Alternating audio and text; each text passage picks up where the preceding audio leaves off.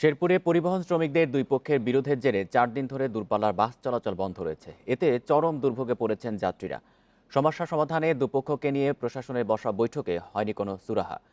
পরিবহন শ্রমিক সঞ্চয় সমিতির কর্মীরা চাঁদা না পেয়ে সোনার বাংলা পরিবহনকে আটকে রাখার অভিযোগ করেন জেলা পরিবহন মালিক সমিতি ও শ্রমিক ইউনিয়নের নেতারা। বুধবার এই নিয়ে দুপক্ষের মধ্যে সংঘর্ষের ঘটনা ঘটে। তারপর থেকে দূরপাল্লার সব পরিবহন চলাচল বন্ধ রয়েছে। নিজের বিরোধের কারণে চলা এই ধর্মঘটে সবথেকে বেশি ভোগান্তিতে পড়েছেন যাত্রীরা। এদিকে এই ঘটনায় 6 জনের বিরুদ্ধে মামলা করেছেন বাস মালিক সমিতি। এর মধ্যে 4 জনকে গ্রেপ্তার করেছে পুলিশ।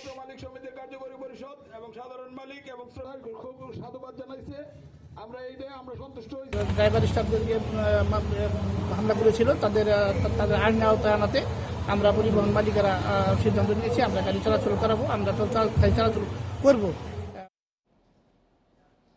এ নিয়ে আরো জানাতে এবার শেরপুর থেকে যোগ দিয়েছেন সহকর্মী মেরাজ উদ্দিন। মেরাজ, প্রশাসনের সাথে বসা বৈঠকে তো কোনো সমাধান হয়নি, কি আলোচনা হয়েছে সেই বৈঠকে, কেন সমাধান হয়নি, আর জনভোগান্তির বিষয়টিও জানাবেন। হ্যাঁ, আপনি যে কথাটা বলতেছিলেন জানেন যে শেরপুর জেলা চলাচলের একমাত্র মাধ্যম হলো বাস কোচ, এবং এই বাস কোচের মাধ্যমেই বাংলাদেশের বিভিন্ন জেলা এবং রাজধানী সহ ঢাকা সহ বিভিন্ন জায়গায় যাতায়াত করে থাকে এই শেরপুর জেলার মানুষ। কিন্তু শেরপুর জেলা শহরে দুটি বাস স্ট্যান্ড রয়েছে, এবং শেরপুরের সবচেয়ে বেশি বড় যে কোচ সার্ভিস সেটা হলো সোনার বাংলা বাস সার্ভিস। সেটা এই এখান থেকে বাংলাদেশের বিভিন্ন জায়গায় এই সার্ভিসের মাধ্যমে বেশিরভাগ মানুষ বিভিন্ন জায়গায় যাতায়াত করে থাকে। এবং শেরপুর জেলা শহরে দুটি স্ট্যান্ড রয়েছে, একটা নবীনগর বাস স্ট্যান্ড এবং আরেকটা হলো নতুন বাস টার্মিনাল।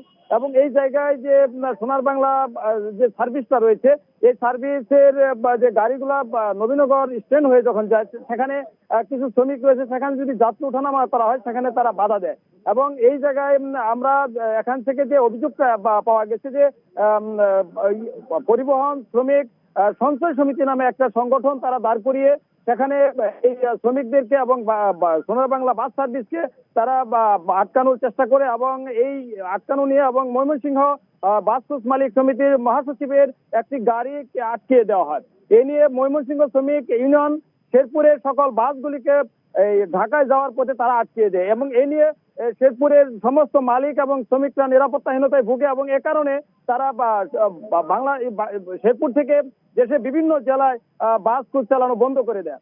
এ নিয়ে প্রশাসনের সাথে একাধিকবার মালিক সমিতির বৈঠক হয়েছে এবং শ্রমিক ইউনিয়ন নেতাদের বৈঠক হয়েছে, এবং আজকে দুপুরে একটা মামলাও হয়েছে। 6 জনের বিরুদ্ধে ইতিমধ্যে 4 জনকে গ্রেপ্তার করা হয়েছে।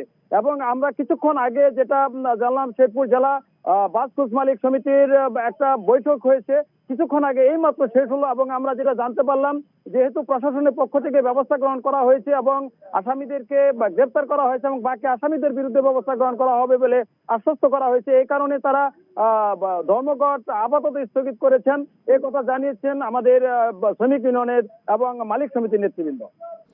শেরপুর থেকে জানাচ্ছিলেন সহকর্মী মেরাজ উদ্দিন।